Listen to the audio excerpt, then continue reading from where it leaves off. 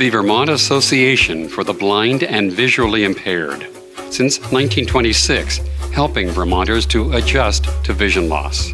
That's why we have the VABVI, just so we can get out there and be independent, get jobs and work. There are so many more things that you've got to do in life. The only thing you can't do is see them. But you can hear them, you can touch them, you can smell them. If you have any dreams and aspirations, you better get going with life because you don't want to waste another minute. Adjusting to vision loss. My name's Allie Fuddy. I'm a teacher of the visually impaired and certified orientation and mobility specialist at the Vermont Association for the Blind and Visually Impaired. My name is Dan Norris. I am the supervisor of adult services with the Vermont Association for the Blind and Visually Impaired. I also have a visual impairment, and I've had my visual impairment since the age of about 7. Trauma, physical and social.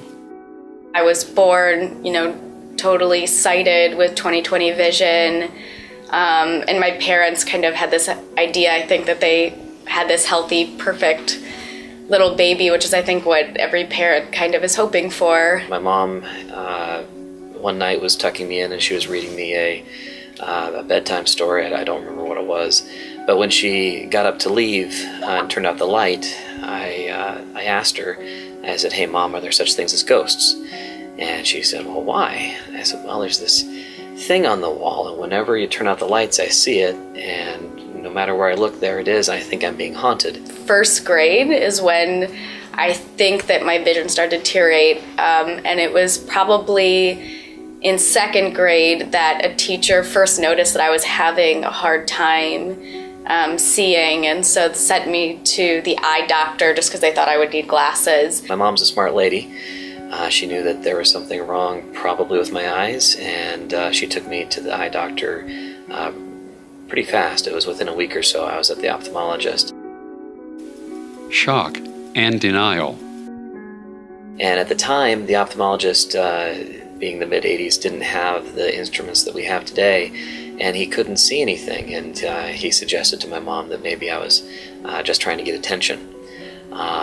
But she asked me about what I was seeing. My story was always consistent, so she knew that there was something going on, and so she went and got a second opinion from another ophthalmologist, and that ophthalmologist said, "Well, I think he truly believes what he's seeing, but I can't detect what he's seeing or why." As my vision continued to deteriorate, my parents continued to take me to eye doctors, all the way to pediatric retinal specialists who told my parents that I was kind of just making it up, looking for attention. I was labeled as hysterically blind. And so my parents, through that process, were getting angrier and angrier at the doctors because they felt like that didn't fit my personality and my, the fact that I came from a very stable, happy kind of home in life. Why would I be making all this stuff up? There was a lot of tests for a lot of days. I still remember those tests, and it was hard. It was hard on me and the parents, my parents going through all these tests and all these things. But ultimately, they came up with the diagnosis that I had Stargardt's. It's genetic. It tends to skip a couple generations because both parents have to have the gene. As the doctors continued, sort of doctor after doctor after doctor, telling my parents that no, her vision is fine, she wouldn't be able to be functioning as well as she is with the acuity that her test says that she has, so it has to be the fact that she's making it up. My parents sort of turned and got very angry with me. And so, I think that's something that we speak about very honestly now, is that there were a number of years when my parents were very angry at me because they didn't understand why I was pretending to be visually impaired when I clearly really wasn't. And so, as you might imagine, as kind of like a preteen and early teen, I was very angry at my parents because I just didn't understand why they couldn't believe me. And it wasn't until I wanted to get my driver's license, actually, that I ended up being diagnosed with Stargardt's disease, which is a sort of rare juvenile form of macular degeneration. came out of the blue. I'm the youngest of 5 kids and the only one who had it. So it was very surprising, very shocking. And it hit everybody in the family pretty hard. It wasn't until my sister went to my mom and said, I think I need glasses. And my mom at that point, at the time it was very traumatic, but at that point was like an extreme denial, I would say. Went to the eye doctor thinking, okay, Kaylee needs glasses. That's a normal thing that a 12 or 13-year-old girl would need glasses. And the nurse came in and was looking at her eyes for a couple minutes and said, I'm just gonna step out for a second. And my mom said that was sort of the time where that panic and anxiety kind of started to rise in her. And it wasn't until the doctor came back in and looked in her eyes for maybe about 2 minutes and then said, it's like looking into Allie's eyes. Kaylee has Stargardt's. He's like, I can't make an official diagnosis. You've got to go to retinologist, but she's got the same condition.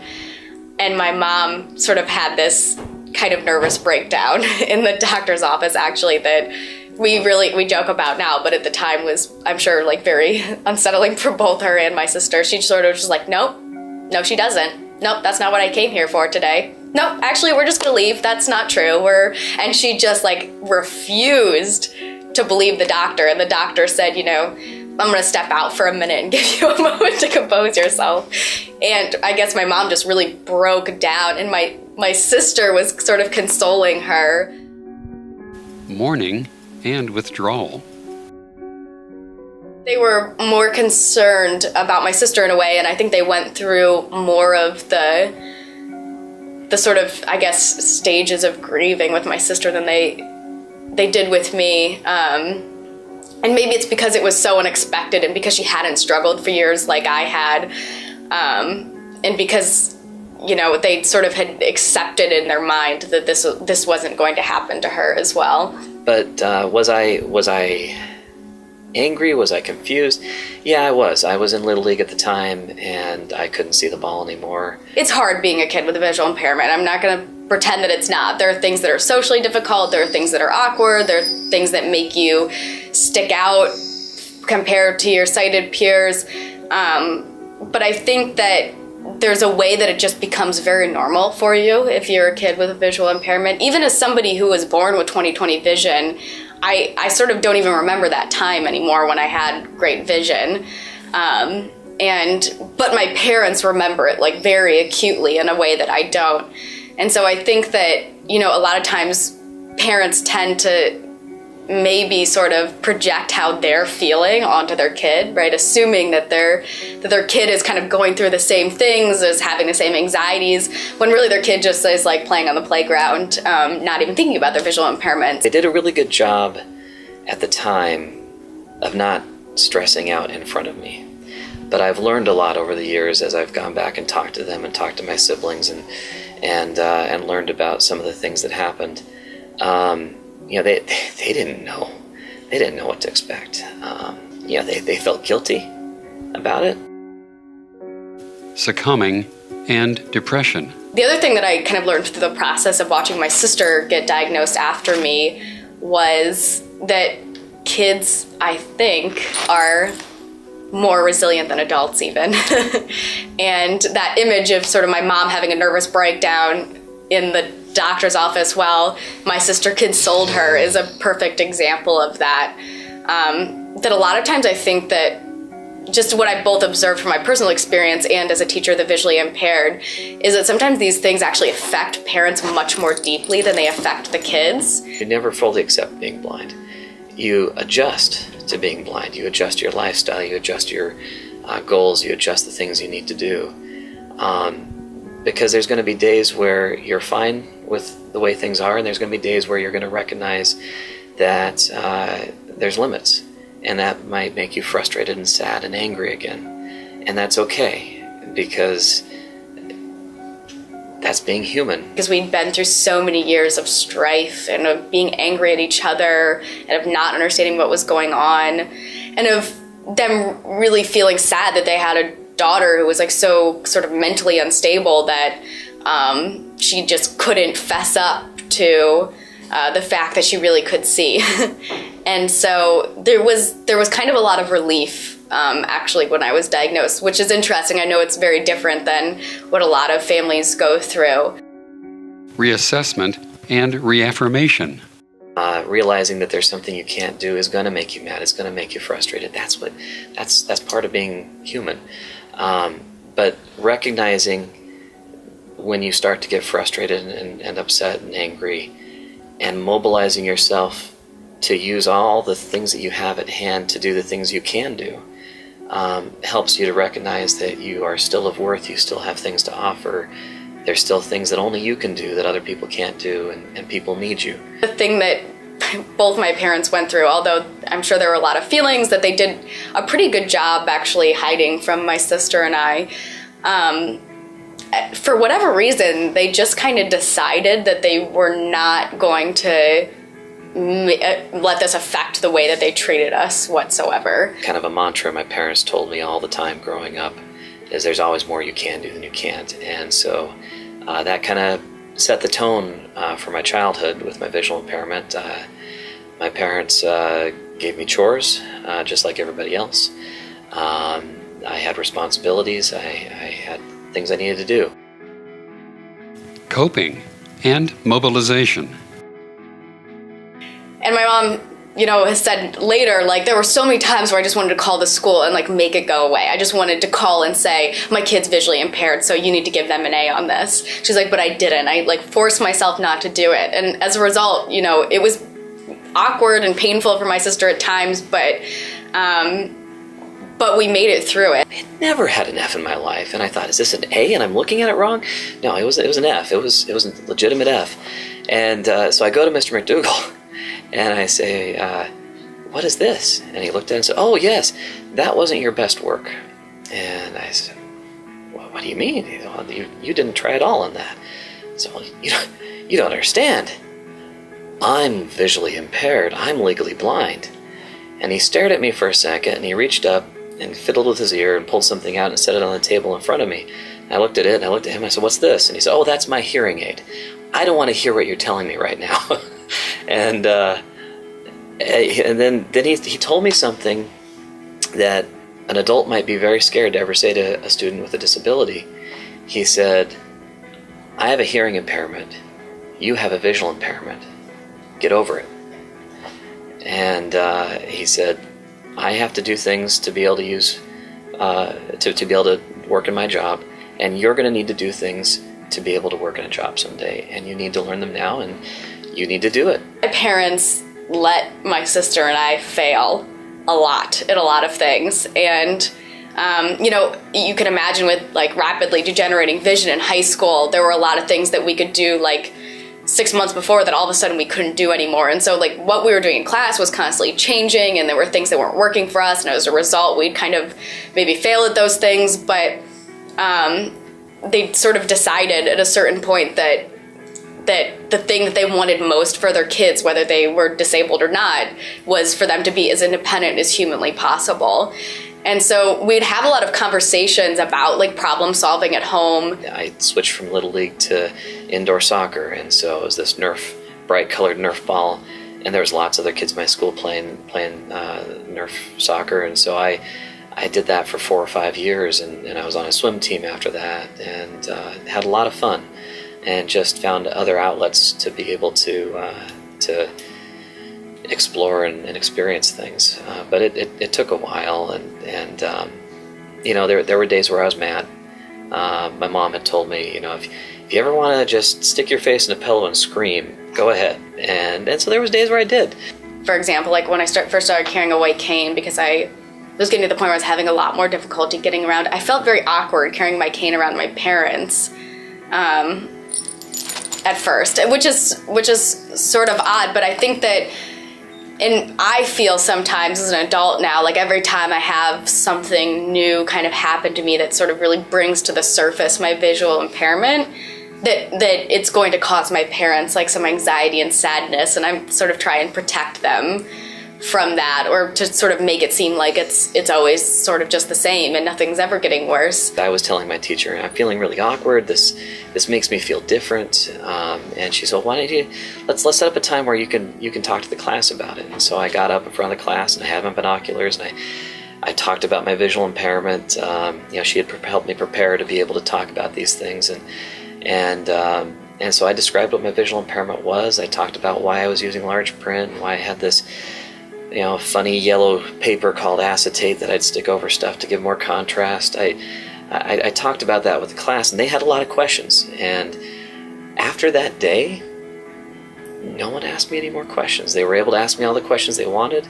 I felt less conspicuous about it, and the kids were really great about it. They were more curious than anything else. And once their questions were answered, I was just Dan Norris again. I was back to being Dan. Now we, both went to college. We both now have graduate degrees. We both live out of, not even in the same state as our parents. And so we're more independent even than a lot of normally sighted kids are. And I really think that it's because my parents sort of put their own feelings aside and said, I'm going to make sure that my kids have the opportunity to problem solve through these things and to struggle through things, because life's not easy for anybody, regardless if you have a visual impairment or not. A bachelor's degree and a master's degree. I've gone back for 2 more graduate certificates. Education has been a major part of my life, and really is the reason why I'm able to provide for my family today. I've got a wife and 3 kids, and ranging from 12 to 4 at this point. And if it weren't for the advocacy that my parents gave me for my services that I needed to be competitive with my peers, I wouldn't be where I am today. I just simply wouldn't be. Self-acceptance and self-esteem. If you can express yourself through creativity, through sports, through hobbies, you need to be involved in the world, because if you isolate yourself from the world, then you start to think about how everything's bad. And going back to that mantra that my parents had, there's always more you can do than you can't. No, I wasn't able to drive a car, but I knew that from the age of 7. My parents knew that from the age of 7. And so in one way, I was prepared to not be able to drive a car, and so I mentally could understand it. I guess it's just sort of a normal part of life. I mean, I wouldn't even say we talk about it that much anymore. What was interesting is, because I have a degenerative condition, it's almost like we've kind of had to go through this process a lot of times. So we went through it once when I was diagnosed, kind of, but every time my vision gets like a little worse, and I have to do something new that I haven't had to do before to cope with my vision loss. I think that it's brought some of those same old feelings back up. A big thing is being of service to other people. I'm heavily involved in my community. I'm heavily involved in volunteer organizations, because I have a lot to offer. And that's not being prideful, that's recognizing that each one of us have talents and gifts that no one else has. And there's things that you can give, there's things that your kids can give that will benefit other people. And having that self-confidence, having that self-esteem, recognizing that you can give, it makes every day worth getting up and going out and doing something and doing what you need to do to be able to do those things. I was talking to my dad about this recently, and I asked him, what stages did you go through sort of in the process of accepting my visual impairment? He was like, well, there were really 2. There was bawling and acceptance. So I guess they just cried a lot and then accepted it. And I think that just my personality, they really thought that I would kind of fight through it and kind of come out on the other side okay. You got to have a sense of humor about things, because you're going to run into people. You're going to have accidents, you're going to make mistakes, mistake one person for another. And if you can laugh about it, it makes it easier. And everybody makes mistakes regardless of a visual impairment or not. I would encourage parents to know and to understand that your child is potentially going through something totally different than what you're going through, and that's okay, that both of your experiences are valid and that you should talk about them. I don't think that you need to like hide how you're feeling from your kid, but also don't let your child feel like you've decided this is the worst thing that could have happened to them, because it's really not. It's really not the worst thing that could have happened to them. My dad told me something once that I also remembered, and this is true for people that have visual impairments. You're going to have to work harder than the person next to you. You're going to have to put in more time reading, because it's going to take you longer to read. You're going to have to put more time in listening to an audiobook, because that's the nature of the disability. That's the nature of the visual impairment. But you can do it, and if you earn it and own it, it's yours. And that it changed my life. I'll always be grateful, not only for my parents, but for Mr. McDougall in particular. He changed the direction of where I was headed. If you or a loved one needs assistance coping with vision loss, contact the Vermont Association for the Blind and Visually Impaired, 802-863-1358. Or to learn more, go to our website, www.vabvi.org. Also, from our website, you can obtain a copy of our booklet titled Educating Students with Visual Impairments in Vermont at www.vabvi.org.